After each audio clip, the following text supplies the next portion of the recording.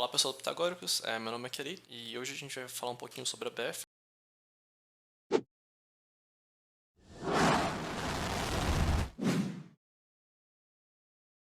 Então, hoje a ideia do vídeo é explicar como é que ela funciona, apresentar assim, a ideia geral e alguns dos detalhes. Para você que às vezes não conhece, nunca fez, nunca estudou, para você ver se tem interesse e se tiver você pode buscar saber um pouco mais, se inscrever no site.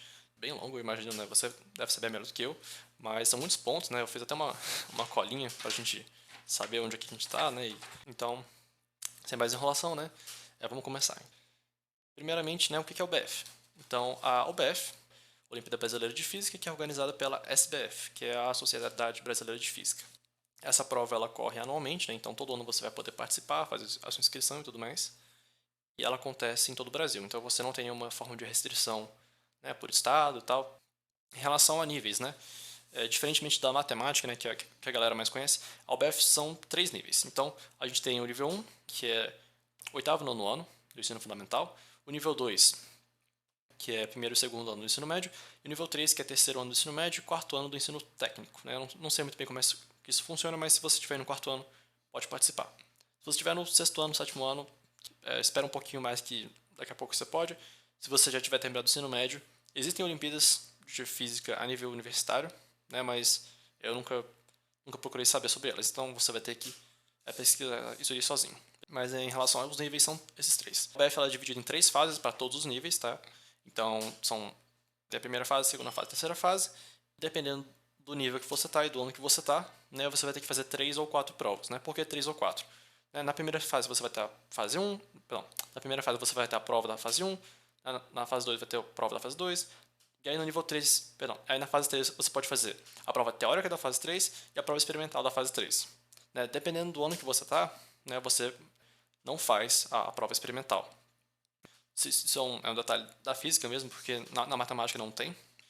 Além da gente ter uma prova teórica, que a gente vai ter que demonstrar que a gente estudou, né, a teoria, viu os teoremas, as fórmulas e tal, você vai ter uma prova experimental que você vai realizar, né, um experimento para você verificar uma determinada lei física. Então, por exemplo, um experimento que é bem comum, né, por exemplo, do ano retrasado, que foi de um pêndulo, né, você tinha que descobrir a aceleração da gravidade da Terra utilizando um pêndulo simples. Então você recebia lá um kitzinho para você montar, fazer os experimentos, fazer as medidas, fazer uns gráficos e apresentar lá os seus resultados. Né? É uma prova bem diferente do que geralmente a gente vê em sala, né? Mas é uma prova bem bacana, assim, que eu gosto bastante. Então, dependendo do nível que você está, você faz ou não a prova experimental. Tá?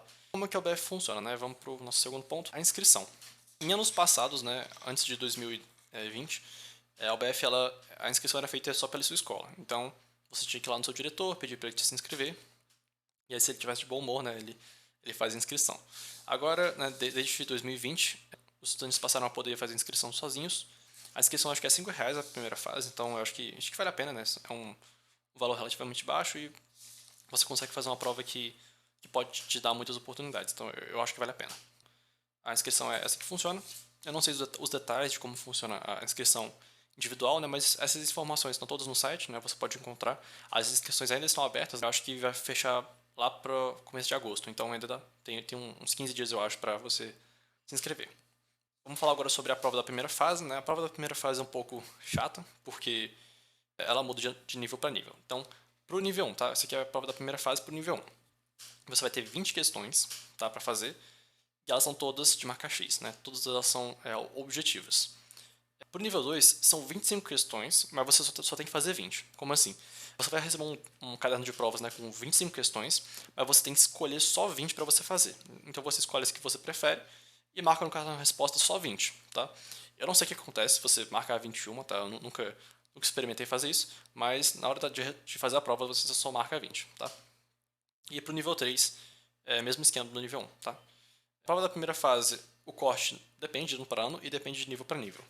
Então, tem anos que a prova está muito fácil e o corte vai lá para, sei lá, 13, né? 13 pontos de 20. Então, tem anos que a prova está muito difícil e o corte é, sei lá, 5.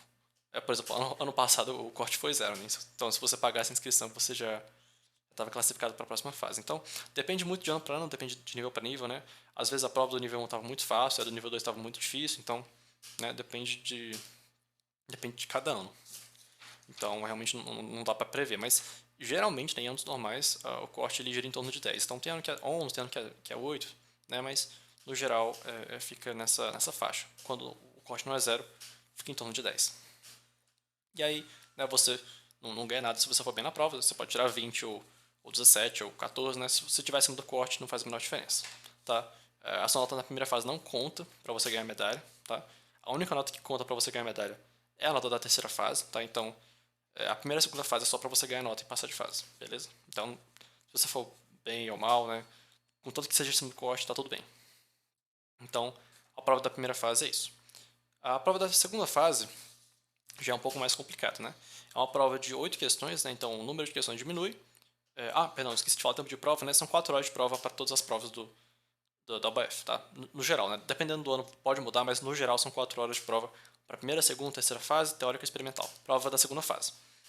A prova da segunda fase ela já é um pouco mais complicada, né? Porque você diminui o número de questões, mas você mantém o mesmo tempo, então a dificuldade sobe, né? A ideia é que agora as questões elas são mais elaboradas, né? Elas são um pouco complexas, um pouco mais longas. Você também passa a ter que escrever a sua resposta, né? São 8 questões dissertativas que você vai ter que responder a questão e vai ter que explicar o seu raciocínio, beleza?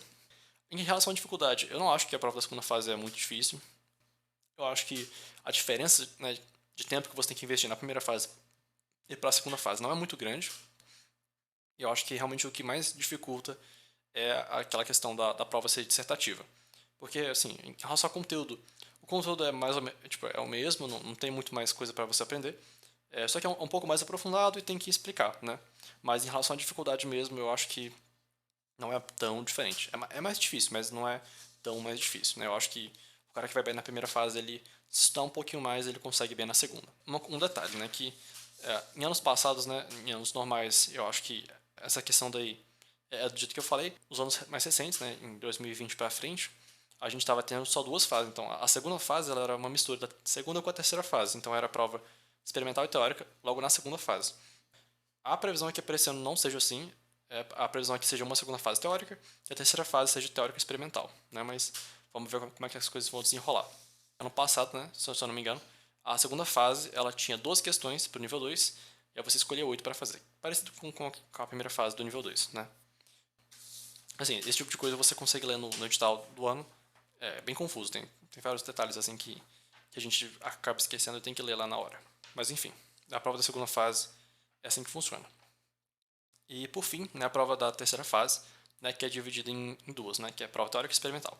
A prova teórica, ela é uma prova muito mais difícil, né? Não vou passar o pano não. A prova da terceira fase é muito mais difícil que a segunda fase.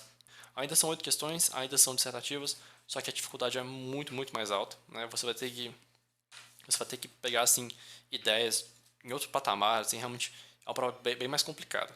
Nada impossível, tá? Eu tô falando que ela é muito difícil, mas tipo, em relação à segunda fase, tá? Porque a segunda fase é de boa, assim, se você estudar, fizer um esforço, você consegue, mas a terceira fase realmente tem coisa que às vezes não tem nem em livro, né? Você vai ter que buscar na internet mesmo, vai ter que procurar uma videoaula.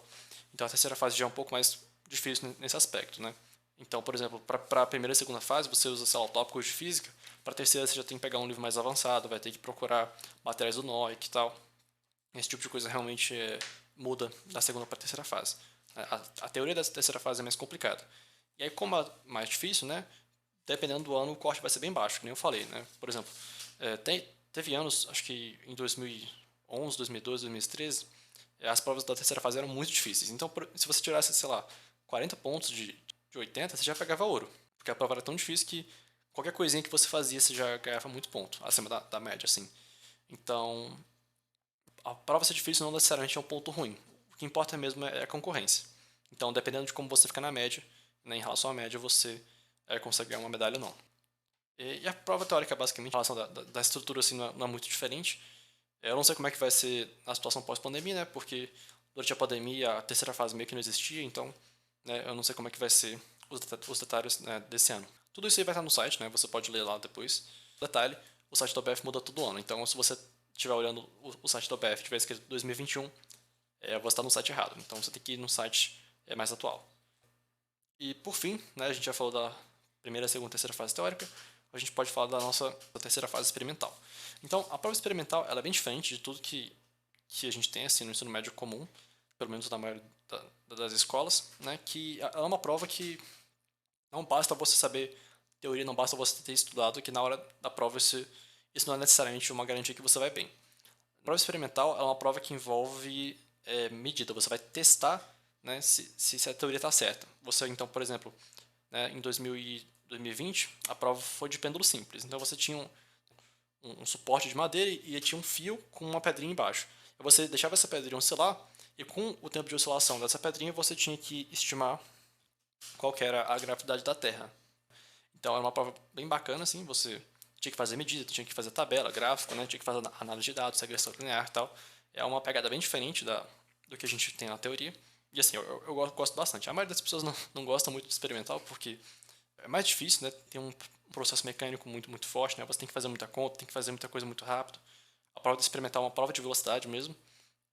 Então, muita gente não gosta. E assim, o tema do experimento também varia de ano para ano.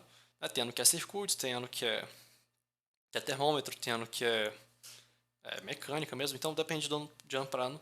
Né? Você pode procurar na internet como é que foram as experimentais de anos anteriores. O passado, por exemplo, foi um simulador. Né? Você tinha um simulador de cinemática. É, então, é mais ou menos isso, né, em relação às provas. Né? Primeira, segunda, terceira fase, experimental e teórica. Qualquer dúvida aí você pode deixar no comentário também.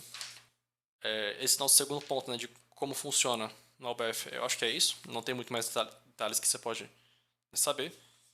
Sobre a questão da prova ser presencial ou online, eu não sei muito bem, mas eu acho que eles vão liberar isso em breve. Mas, se eu não me engano, né, pelo que eu ouvi falar, a primeira fase vai ser online, a segunda fase vai ser online e a terceira vai ser num centro de aplicação, né? Você vai ter que ir em alguma universidade e aí lá eles vão te dar o kit experimental e tal. Agora, os assuntos, né, caem na prova, né, esse é o nosso terceiro ponto. Quais assuntos que caem nas provas. Então, pro nível 1 vai ter bem pouco conteúdo, tá? Pro nível 1 cai só mecânica e um pouquinho de termologia, só isso. E matemática básica, né? Você não pode fazer física sem saber proporção, regra de 3 e tal. Porcentagem, esse tipo de coisa também cai, né? Então você tem que saber lei de Newton, trabalho, energia, lei de Kepler, né? Esse tipo de coisa cai no nível 1. E a parte de calor, né? Vai cair calorimetria, termômetros, né? Talvez um pouquinho de dilatação térmica, mas assim, nada muito difícil, bem básico, né? Não tem nada muito além do ensino médio, né? Se você estiver no oitavo, nono ano, só com forças, estática, né? Esse tipo de coisa, você se vira muito bem. Dá para tirar uma boa medalha, né? Eu tirei medalha no meu oitavo ano, né? Fui um dos 8 que tirou medalha.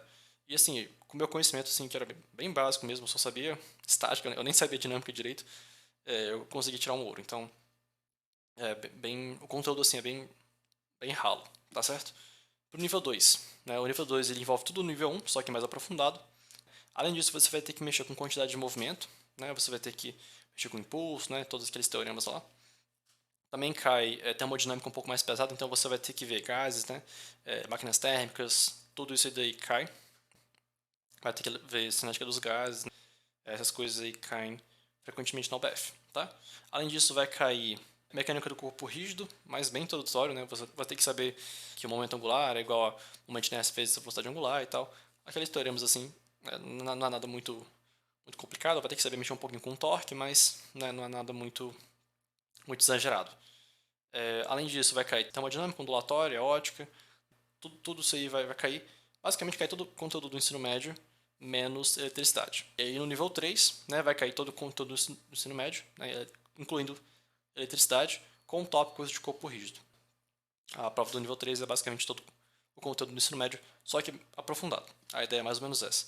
Inclusive, uma coisa que eu não falei até agora, né, sobre a questão dos materiais de estudo, mas assim, não basta você pegar um livro de escola comum, né, e estudar para o BF, porque provavelmente não vai ser suficiente. Então você vai ter que buscar um material diferente, né, você vai ter que buscar aulas e tal, porque a OBF realmente não é um tipo de prova que recebe muita atenção, né.